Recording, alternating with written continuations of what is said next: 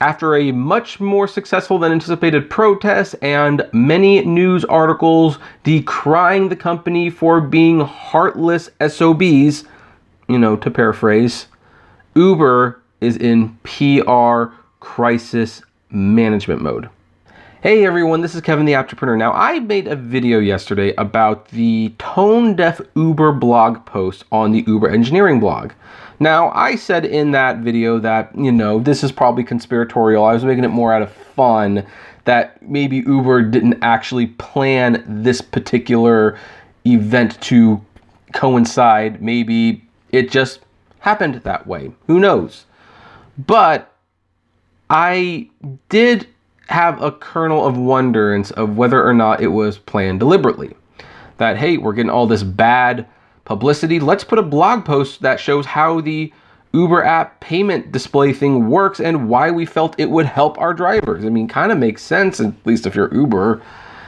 But there was no solid proof around it. And I still don't have any solid proof that that's what the point of the post was. But you see the Smashable article, which went up about 7 hours ago. By the time I'm recording this video, it might be a little longer for you guys. I think this shows that Uber is in a PR crisis management mode. They are trying to change the perception of the company and show that they are actually for the drivers and they do care. Now, I don't know if we're going to read the whole thing because this is pretty much a fluff piece as far as I'm concerned. But the title alone should give you a hint that to improve Uber's driver's app, he hits the road as an Uber driver. I'll bet. So, Uber's head of driver product is proud of his 96 rides and no tickets so far. Holy cow. We're getting off on the wrong foot already. 96 rides. Jeepers. I've got thousands of rides. Just to let him know. 96 is nothing. Heck, you know what? 96 is so nothing.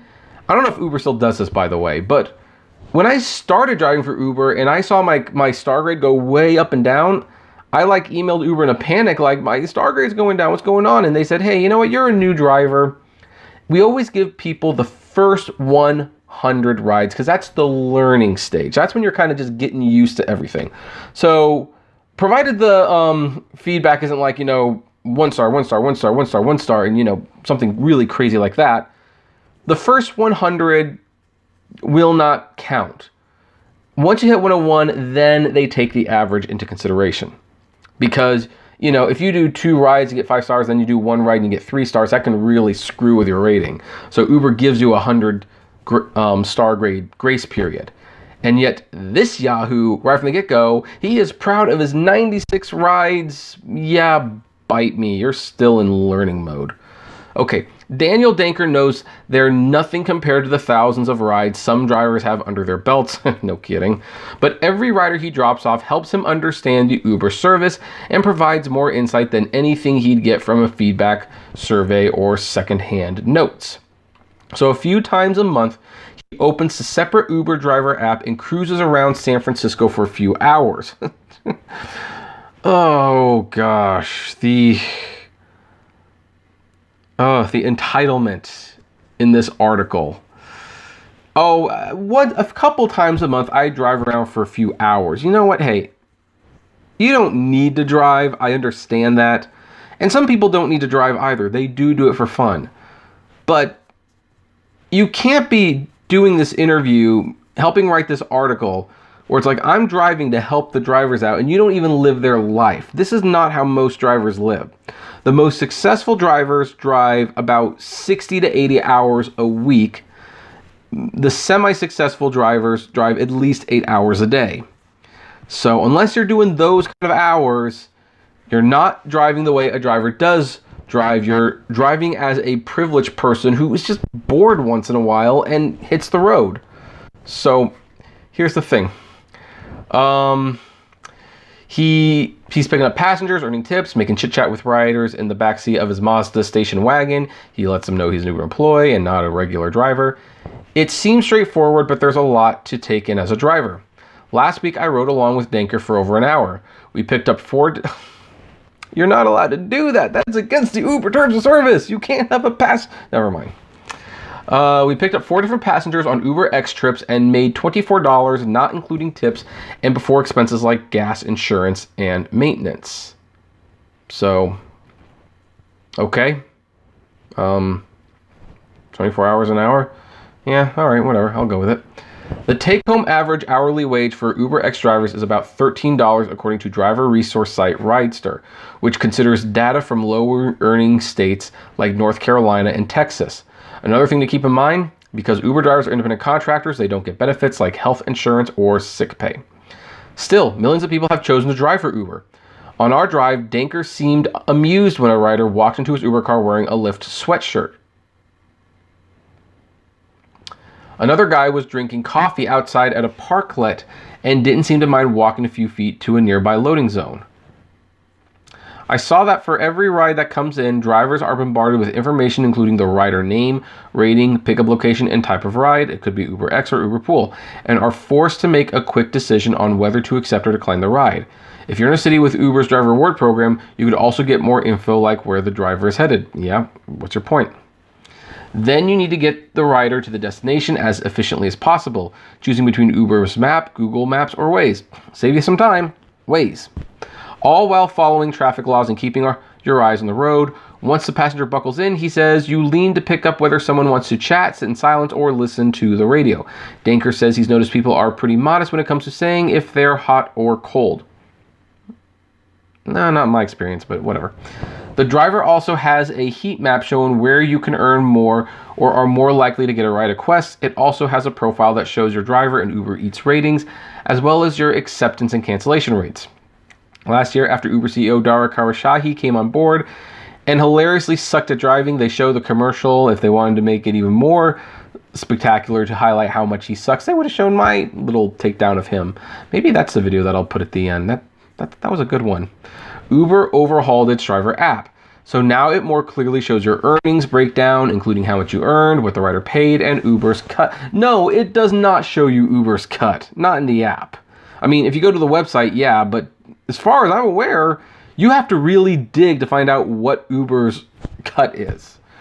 Of course, it's also been since January, so who knows, maybe something changed by then.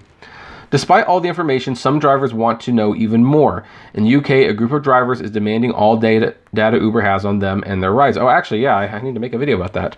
Here in the US, it gets pretty detailed. For one of the rides during my ride along, Uber showed it lost 32 cents. Drivers here may be earning money, but Uber is still working out how to make a profit. Earning money? I mean, okay, that's a very, very loose definition. I mean, yeah, I guess you're earning money, but are you profiting? I mean, I guess that was the way. Last year, it lost $1.8 billion in its IPO filing early this month. Uber competitor listed nearly $1 billion in losses. Denker said drivers mostly care about earnings and flexibility, so he wants the app and driver experience to be focused on those things, whether it's how to make more money efficiently through promotions and quests. See, they're highlighting the promotions and quests, how good they are, which are basically reward incentives for activities like picking up 3 riders in a row, or through data reports and targeted experiments showing what time of day to drive and where. After examining the driver data, Denker said he found that the more people drive, the more their driving rating improves, presumably as they get more comfortable with the app and driving experience. Myths about more exposure worsening your rating only hurt drivers, he said. As for Denker, he stays above a 4.70. I care a lot about my rating, he said. And it goes both ways. And this is probably the most surprising part about the article. He won't pick up riders with low ratings since he knows that's a major red flag and can come back to hurt him. Well, if you're working for Uber and you're doing this as research, I doubt it would hurt you that much, but it's nice that he acknowledges that, yeah, there's some passengers you probably just don't want to pick up. The app isn't perfect and Denker knows that. Improvements like more voice control are coming to make using the app less distracting. That'd actually be kind of cool. Drivers are encouraged to give feedback, which goes to the driver team and is scrutinized for bugs and patterns. Denker says driver forums can also be useful to flag problems, even if it just seems like one squeaky wheel. Others probably have a similar gripe. When he talks to the drivers, he says there's instant mutual respect that happens as they realize he's walking in their shoes and isn't just a suit looking at spreadsheets from on high. Yeah, but you're really not, because you're really not doing what the drivers do their lifestyle. And you know, again, a few hours a week, that's nothing. Also, he has a very cushy job, so it's like, one of the things that should be mentioned is during this driving, the money doesn't really matter for him, where with other drivers, the money matters pretty much 100%. And he's not looking at that. But drivers often remind him the number of hours he's put into driving are nothing compared to a driver who depends on Uber for their livelihood. Denker mostly uses IRL insights to change the app, but also influences experiments and trials. Yeah, you know what? Here's the thing. This article is garbage. It's pure garbage. Now, why does it exist? Why is Denker talking to Mashable? And why does it come out today? Well, again, it's pretty obvious what's going on. Uber is in a PR crisis mode. Maybe not like, ah, like, they're running around their head, chicken with the head cut off type of thing. But, there has been a lot of negative press. There is legislation that is being written to limit what they can do with us. And Uber wants to show themselves as, being the good guy. So they try to make articles like this come out, which is so dishonest, I'm not even going to share it below. You're going to have to find this yourself if you want to read it. Although we pretty much got through most of the points. But, by the way, look at this earnings thing where he said that it shows what Uber's cut is. I don't see Uber's cut anywhere there. I see a points feature that must be that one of that new feature that I'm not aware of. I've not used that feature, but there it is. So yeah, this kind of goes to show that I think the article or the blog post yesterday was not an accident. I think Uber's trying to subtly insert positivity into the web, to kind of shrug off the controversy, and don't let them. Continue to write to them, continue to protest, continue to not drive, let them know this isn't funny. It's not, and your livelihood's at stake, and this doesn't count. Driving a few hours a month, nope. Doesn't mean you know what it's like to drive. Which, of course, I know some people are going to say, well, Kevin, you don't drive. It's like, yeah, guess what? I did at one point, and I did drive full time. So actually, I do know. And I know enough that's why I don't do it that much anymore. So there you go. But anyway, I would love to know, what do you folks think? Do you agree with this article? Do you think Denker's maybe Denker's a good guy, but do you think he's truly walking in the driver's shoes for all this? I'd love to know. So comment below. Like, favorite, share, subscribe. If you enjoy my videos, consider becoming a Patreon member. It's totally optional, but even as little $1 a month goes a long way to helping the channel run smoothly, and you get access to my Patreon's exclusive blog. Also, don't forget to subscribe to my other channel, the Apptrepreneur Vlogs, for more news stories coming this week, and check out the Apptrepreneur Hangouts on Facebook. And as always, flame responsibly. Have a good one.